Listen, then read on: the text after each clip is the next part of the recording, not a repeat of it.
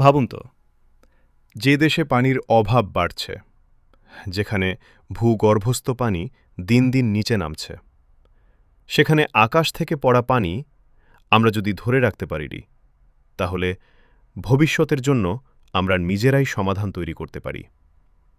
তাহলে প্রশ্নটা আবার করি, বৃষ্টির পানি জমিয়ে কি পুরো বছর ব্যবহার করা সম্ভব? উত্তরটা সহজ না, কিন্তু অসম্ভবও না।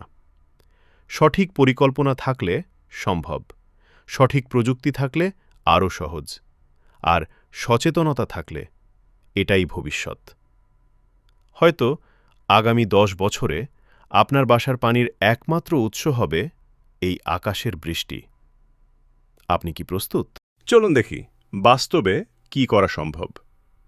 প্রথম ধাপ, রেইন ওয়াটার হারভেস্টিং সিস্টেম। ছাদের পানি পাইপ দিয়ে ফিল্টারে এনে ট্যাঙ্কে জমাতে হবে। দ্বিতীয় ধাপ, ফার্স্ট ফ্ল্যাশ সিস্টেম।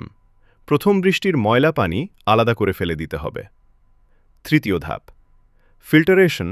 বালি, কয়লা, নেট ফিল্টার ব্যবহার করলে পানি অনেক পরিষ্কার হয়।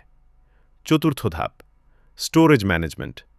বড় ট্যাঙ্ক বা ভূগর্ভস্থ রিজার্ভার ব্যবহার করতে হবে। ভারতের কিছু গ্রামে, এমনকি বাংলাদেশের কিছু অঞ্চলেও, মানুষ পুরো বছর বৃষ্টির পানি ব্যবহার করছে। তারা শুধু পানি জমাচ্ছে না, তারা পানির উপর নির্ভরতা কমিয়ে ফেলেছে। কিন্তু সত্যিটা হল, শহরের সাধারণ মানুষের জন্য পুরো বছর শুধু বৃষ্টির পানি দিয়ে চলা কঠিন। তবে 50% থেকে 70% পানি সেভ করা একদম সম্ভব। মানে, আপনি যদি পুরোটা নাও পারেন, অর্ধেকটা তো পারবেন। প্রথম সমস্যা, সংরক্ষণ। এই বিশাল পরিমাণ পানি জমাতে লাগবে বড় ট্যাঙ্ক, যা অনেকের জন্য ব্যয়বহুল। দ্বিতীয় সমস্যা, পানির গুণগত মান। বৃষ্টির পানি সরাসরি পরিষ্কার মনে হলেও এতে থাকতে পারে ধুলা, পাখির মল, রাসায়নিক কণা। তৃতীয় সমস্যা, বর্ষা নির্ভরতা। বৃষ্টি হয় নির্দিষ্ট কয়েক মাস, কিন্তু আমাদের পানি লাগে 12 মাস। এখানেই কিছু মানুষ দাবি করে, যদি বৃষ্টির পানির সংরক্ষণ পদ্ধতি সবার কাছে সহজ করে দেওয়া হয়, তাহলে পানি ব্যবসা, বোতলজাত পানি কোম্পানি বড় ক্ষতির মুখে পড়বে।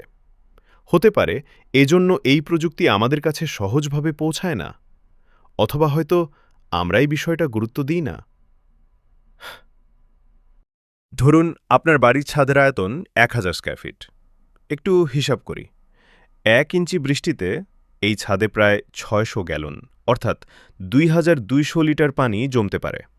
এখন ভাবুন, বাংলাদেশে বছরে গড়ে 70 থেকে 80 ইঞ্চি বৃষ্টি হয়, মানে বছরে প্রায় 1,50,000 লিটার পানি আপনি শুধু আপনার ছাদ থেকেই পেতে পারেন। এই পরিমাণ পানি একটি ছোট পরিবারের পুরো বছরের পানির চাহিদা মেটাতে যথেষ্ট। কিন্তু সবকিছু কি এত সহজ? না।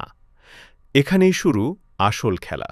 আপনি কি কখনো ভেবেছেন যে পানি আকাশ থেকে বিনামূল্যে ঝরে পড়ে, সেই পানি দিয়েই কি আমরা পুরো বছর কাটাতে পারি?